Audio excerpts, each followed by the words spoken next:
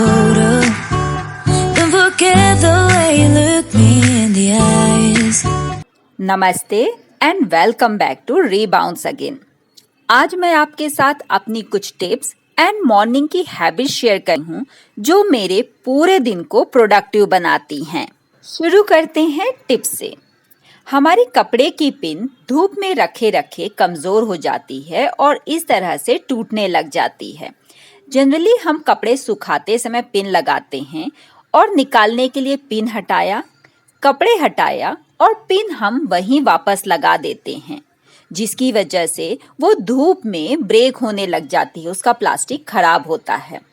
इसके लिए आप एक कोई बॉक्स या बास्केट बालकनी में इस तरह से हैंग करके उस पे पिन रख दीजिए। कपड़े निकालते समय पिन निकालना ही है तो उसको इस बास्केट में अगर आप रखेंगे तो धूप से बची रहेगी और निकालने रखने में आसान रहेगी। पिन काफी लंबे तक चलेगी।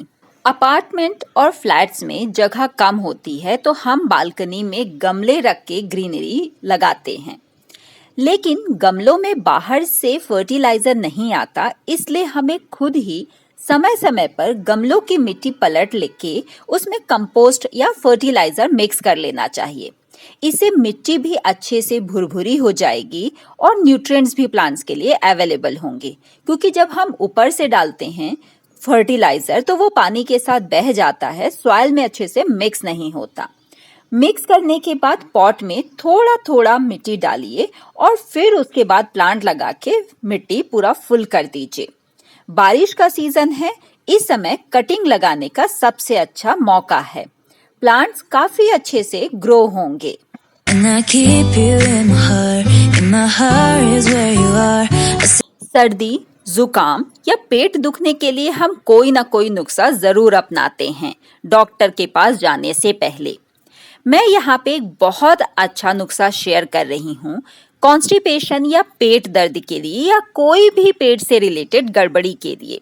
आप सत ईशावरी घोल ले सकते हैं। एक्चुअली ये एक सीड का हस्क होता है जिसको आपको पानी में डुबा के हाफ एन आवर के लिए रखना है और दही या शक्कर के साथ ले लेना है। 100% वर्किंग है और ये आपको मार्केट में कहीं भी मिल जाएगा। कोई भी अच्छा काम जनरली हम इसलिए नहीं करते क्योंकि जो काम करने का स्टार्ट है उसमें बहुत सारे ऑब्स्टिकल हैं। अगर योगा करना है तो योगा मैट कहीं से निकालनी है, फोल्ड करके वापस रखना है। इसका सबसे अच्छा इलाज ये है कि आप योगा मैट सबसे पास रखिए जहाँ पे आपको उसको बिछाना है, दिखे भी नहीं और आसानी से आप निकाल सकें और रख सकें। मेरे साथ ऐसा होता है कि मुझे दुनिया के हर काम के लिए टाइम मिल जाता है खुद के लिए छोड़कर, इसीलिए मैंने हर चीज़ का शेड्यूल बनाया है। हेयर ऑयलिंग मैं मंडे मॉर्निंग को करती हूँ। जैसे ही योगा एक्सरसाइज खत्म हुई, हेयर ऑयलिंग शुरू। यहाँ पे मैं बालों को उल्टा करके ज़रूर मसाज करती हूँ। इससे ब्लड सर्कुलेशन अच्छा होता है, हेयर फॉल काफ़ी हद तक कम हो जाता है और बालों की ग्रोथ अच्छी हो जाती है। हमें खुद के लिए डेफिनेटली टाइम निकालना चाहिए, क्योंकि जब हम हेल्दी रहेंगे, हम खुश रहेंगे तो एक हैप्पी, हेल्दी और खुश फैमिली बना सकते हैं। हेयर ऑयलिंग के बाद बस मैं बालों को बांध लेती हूँ 2 आवर्स के लिए। इन 2 आवर्स में मैं ड्राइंग रूम ठीक करती हूँ, पूरे घर में जो भी क्लटर्ड मॉर्निंग की वजह से फैला हुआ है वो ठीक किया, डस्टिंग की और फिर हेयर बाथ के लिए चली जाती हूँ। यहाँ पे एक मेरा बहुत अच्छा रिचुअल मैंने बनाया है कि वॉक से जब मैं लौटती हूँ तो फ्लावर ले आती हूँ। उन फ्लावर्स को एक इस छोटे पॉट में डेकोरेट कर देती हूँ। बहुत अच्छी स्मेल आती है और जब भी इस एरिया से मैं गुजरती हूँ पता नहीं एक बहुत हैप्पीनेस मिलता है मुझे। अगर मैं आपको पास से दिखाऊं तो मेरा टी टेबल कुछ इस तरह से दिखता है। बहुत ज़्यादा तो मैं डेकोरेट नहीं करती हूँ क्योंकि हटा के साफ मुझे ही करना है, तो इसलिए बस छोटा छोटा डेकोरेशन। घर का हर काम एक शेड्यूल से चलता है। जैसे ही मैंने फ्लावर डाला, यहाँ पे योगा के मैंने शूज़ उतारे थे, उसको जगह पे रख के फ्लावर लेके सीधे जाऊंगी मैं डस्टिंग का कपड़ा लेने के लिए। डस्टिंग के कपड़े की भी मैंने एक प्रॉपर जगह बनाई है। बेसिन के नीचे इस बॉक्स में धुले हुए कपड़े पुराने रखे हुए होते हैं जिनको उठा के मुझे डस्टिंग करना है। डस्टिंग के लिए भी मैं 2-3 कपड़े एक साथ ले लेती हूँ। एक एरिया एक कपड़े से साफ किया और फिर उसको धोने के लिए डाल दिया, फिर दूसरा उठाया। इस तरह से मेरा काम बहुत ही आसान हो जाता है। मॉर्निंग आवर्स मेरा बहुत ज़्यादा बिजी होता है। बेटे को स्कूल छोड़ना रहता है, उसको 2 लंच बॉक्स देने पड़ते हैं, शॉर्ट ब्रेक और लॉन्ग ब्रेक। मैं 5:30 उठती हूँ, 7 बजे उसकी बस आती है, फिर भी बहुत ज़्यादा ही हबड़ तबड़ होती है। इसीलिए डीक्लटरिंग और क्लीनिंग का काम मैं उसको स्कूल छोड़ने के बाद ही स्टार्ट करती हूँ। सारे सरफेसेस की डस्टिंग वगैरह अच्छे से हो जाती है, रूम ऑर्गेनाइज वगैरह भी मैं कर देती हूँ। यहाँ ड्रेसिंग टेबल के पास मैंने एक एक्सटेंशन लगा के रखा है। कभी हेयर ड्रायर या आयरन वगैरह यूज करना हुआ तो आसानी से यहाँ मैं प्लग इन कर सकती हूँ, क्योंकि ड्रेसिंग टेबल के पास और कोई भी प्लग नहीं है।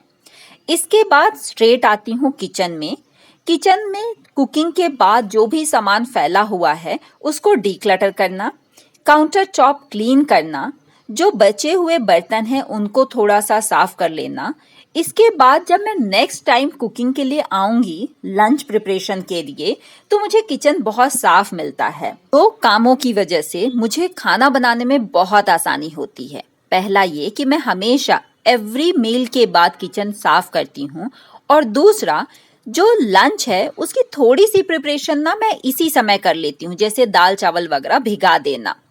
मॉर्निंग के ब्रेकफास्ट के जो बर्तन हैं उसको मैं इसी समय धो लेती हूँ, और जो धुले हुए बर्तन हैं उनको कैबिनेट में डाल देती हूँ। बारिश का सीजन है तो बर्तन पोंछ के ही मुझे डालना रहता है।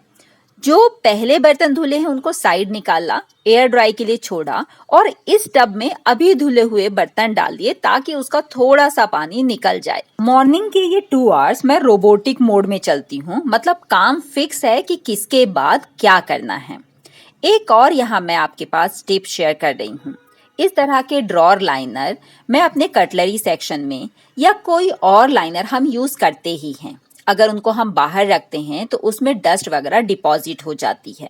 उससे बचने के लिए आप इस तरह का जो पुराना ब्लैंकेट का कवर है वो यूज कर सकते हैं।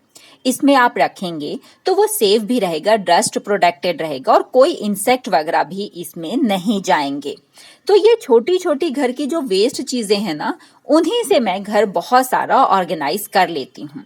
इसी तरह जब हम कोई बड़ा पैकेट लाते हैं कुकीज का, उसको खोलने के बाद 1-2 यूज करते हैं और ये पूरा पैकेट हमें स्टोर करके रखना पड़ता है। कितने बचे हैं ये देखने के लिए हमें उसे उल्टा करना पड़ता है। तो बेटर जब भी आप कुछ इस तरह से लाएं तो उसको जार में जरूर पलट दें। ये बहुत नीट भी दिखेगा और अनवांटेड स्पेस भी नहीं लेगा। इसी तरह से जब आप कोई क्लीनिंग प्रोडक्ट्स एक्स्ट्रा लाते हैं तो आप चाहें तो इस तरह के डिस्पोजेबल बॉक्स में रख सकते हैं। डस्ट फ्री रहेगा, इंसेक्ट से भी फ्री रहेगा, क्योंकि बारिश में डस्ट से ज्यादा इंसेक्ट का तो डर रहता ही है। ये जो मेरा डाइनिंग टेबल है ये एक्चुअली 3 in 1 है। मेरा वर्क स्टेशन स्टिचिंग के लिए, डाइनिंग के लिए, और मेरा टीचिंग टेबल। यहाँ पे मैं दिन में 3 बार मिनिमम क्लीनिंग करती हूँ। लंच होने के बाद इसको मैं वाइप करती हूँ। इसमें मैं बेडशीट वगैरह इसीलिए नहीं बिछाती क्योंकि अगर हम बेडशीट या कवर बिछाएंगे, दाल वगैरह उस पर गिर जाएगी, हमें बार बार धोना पड़ेगा। लेकिन कवर ना बिछाने का नतीजा ये है कि इस पे ग्लास जो है उस पे स्क्रैचेस आ जाते हैं। तो इट्स बेटर कि आप उस पे बेडशीट बिछाएं। तो मैं क्या करती हूँ, लंच के समय ये बेडशीट निकाल देती हूँ और टेबल को वाइप करने के बाद ये बेडशीट पूरे दिन बिछी रहती है। एक बेडशीट का हैक मैंने शेयर किया था कि बेडशीट जब बीच से फेड हो जाए या फट जाए तो आप उसके जो एजेस हैं उनको सिल दीजिए और बीच से उसको कट कर दीजिए। इससे होगा ये कि बेडशीट फिर से नई दिखने लग जाएगी। उसका जो स्टिचिंग पार्ट है वो आपको दिखेगा भी नहीं जब तक आप उसको एकदम क्लोज व्यू ना देखें। इस तरह से आपकी बेडशीट 6 महीने तो डेफिनेटली और चल ही जाएगी।